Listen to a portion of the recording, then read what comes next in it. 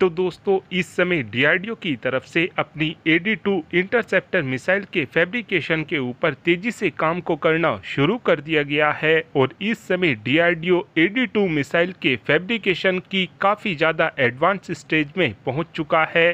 Fabrication process को आप बिल्कुल आसानी से ऐसे समझ सकते हैं कि इस समय डीआरडीओ की तरफ से हमारी AD-2 मिसाइल के कंपोनेंट को बनाया जा रहा है और इस वक्त ये कंपोनेंट लगभग पूरी तरीके से बनकर तैयार हो चुके हैं।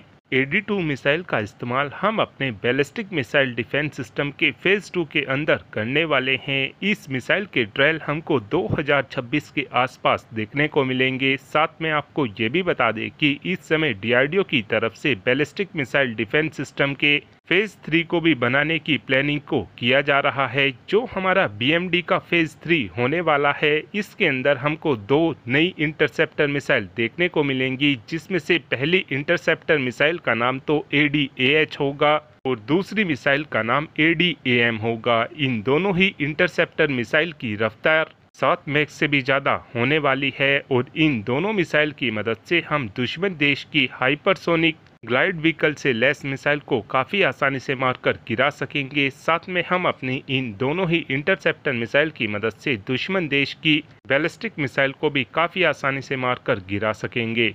साथ में एक अपडेट डीआरडीओ के स्वदेशी S-400 डिफेंस सिस्टम यानी कि प्रोजेक्ट कुशा को लेकर भी आया है, जो इस समय भारत की तरफ से प्रोजेक्ट कुशा के तहत डिफेंस सिस्टम बनाकर तैयार किया जा रहा है। इस डिफेंस सिस्टम के अंदर हमको 3 इंटरसेप्टर मिसाइल लगी देखने को मिलेंगी, जिसमें से पहली मिसाइल का नाम M1 होगा, जिसकी रेंज 150 किलोमीटर के आसपास होगी और इस मिसाइल का परीक्षण हमको 2026 के आसपास देखने को मिलेगा। दूसरी मिसाइल का नाम M2 होगा और इस मिसाइल की रेंज 250 किलोमीटर होगी। इस मिसाइल का टेस्ट हमको 2027 के आसपास देखने को मिलेगा। तीसरी मिसाइल M3 होगी और ये हमारे डिफेंस सिस्टम की सबसे ज़्यादा कैपेबल और सबसे ज़्यादा लंबी दूरी पर दुश्मन देश के टारगेट को मार गिराने वाली इंटरसेप्टर मिसाइल होगी। रेंज इस मिसाइल की 400 किलोमीटर के आसपास होगी।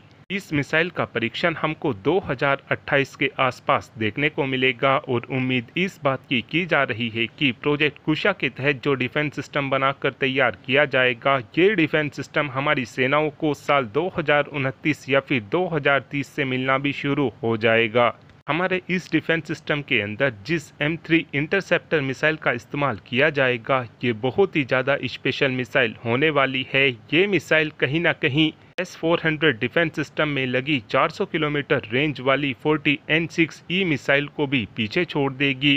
हमारी M3 इंटरसेप्टर मिसाइल की कीमत S-400 डिफेंस सिस्टम में लगने वाली 40N6E मिसाइल के कंपैरिजन में काफ़ी ज़्यादा कम होगी।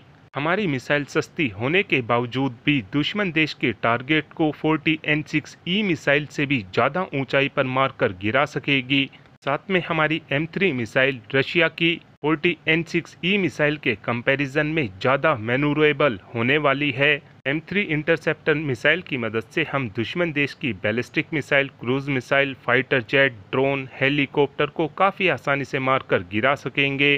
साथ में एक अपडेट हमारी अस्त्र माइक्रोवेव को लेकर भी आया है, जहां पर इस समय बताया ये जा रहा है कि हमारी अस्त्र माइक्रोवेव और डीआरडीओ की तरफ से कोलैबोरेशन में भारत का पहला long range multi functional radar को बनाकर तैयार किया जाएगा। इस रेडार की मदद से हम इजरायली ओरिजिन की MF स्टार रेडार को अपनी वॉरशिप से रिप्लेस करेंगे।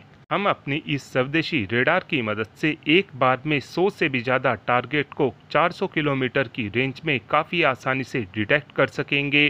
साथ में इस स्वदेशी रेडार की मदद से हम अपने वॉरशिप में लगे डिफेंस सिस्टमों को भी दुश्मन देश के टारगेट की पूरी सटीक जानकारी प्रोवाइड करा सकेंगे।